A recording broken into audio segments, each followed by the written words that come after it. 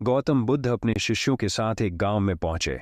बुद्ध जहां भी जाते वहां लोग उन्हें सुनने के लिए बड़ी संख्या में इकट्ठा हो जाते थे, क्योंकि उनकी बातें जीवन को नई दिशा देने वाली होती थीं। इस गांव में भी ऐसा ही हुआ। लोग उत्सुकता से उनके आने का इंतजार कर रहे थे। लेकिन इस गांव में एक आदमी था जो बुद्ध से नाराज था। उसे लगता था कि बुद्ध जो सिखाते हैं वह गलत है और लोगों को भटका रहा है। उसकी धारणा थी कि बुद्ध की विचार पारंपरिक मान्यताओं के खिलाफ है। इसी गुस्से में वह आदमी बुद्ध को सबक सिखाने के इरादे से वहां पहुंचा। जैसे ही वह वहां पहुंचा, उसने बुद्ध को बुरा भला कहना शुरू कर दिया। वह चिल्ला चिल्ला कर बुद्ध को अपशब्द कहने लगा।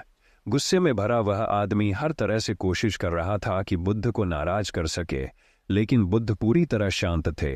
न तो उनके चेहरे पर कोई गुस्सा दिखा और न ही उन्होंने कोई प्रतिक्रिया दी। बुद्ध बस शांति से बैठे उस व्यक्ति की बातें सुनते रहे, मानो कुछ हुआ ही ना हो। वह आदमी लगातार बोलता गया, अपमानित करने की हर कोशिश करता रहा। काफी देर बाद जब उसका गुस्सा ठंडा पड़ा और उसकी आवाज धीमी हो गई, तब उसने देखा कि बुद्ध उसकी किसी भी बात का जवाब नहीं दे रहे हैं। ये देखकर वह हैरान रह गया। अब वो थक चुका था और चुप हो गया। तभी बुद्ध ने मुस्कुराते हुए उस आदमी से कहा, भाई, अगर कोई तुम्हारे पास एक उपहार लाए और तुम उसे स्वीकार न करो तो वह उपहार किसके पास रहेगा?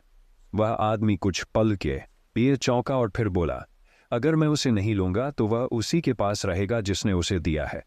बुद्ध ने धीरे से कहा, बिल्कुल सही। तुमने जो गुस्सा और अपशब्द मुझे दिए, मैंने उन्हें स्वीकार नहीं किया, इसलिए वे सब तुम्हारे पास ही रह गए हैं। बुद्ध की यह बात सुनकर उस आदमी को गहरा धक्का लगा। उसे अपनी गलती का एहसास हुआ। उसने सोचा कि उसने बिना किसी वजह के बुद्ध पर गुस्सा निकाला, लेकिन बुद्ध ने उसे अपने ऊपर हावी नहीं होने दिया।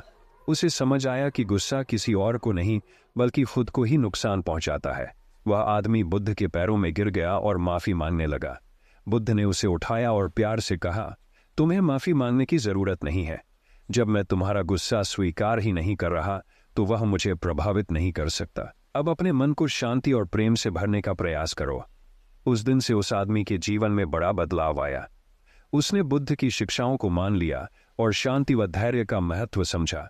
वह बुद्ध का अनुयायी बन गया और अपने जीवन में करुणा और शांति को अपनाने लगा।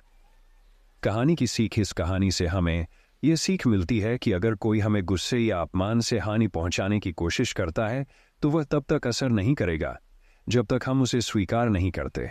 हम जितना शांत और धैर्यवान रहेंगे, उतनी ही अधिक हम अपनी आंतरिक शांति बनाए रख पाएंगे।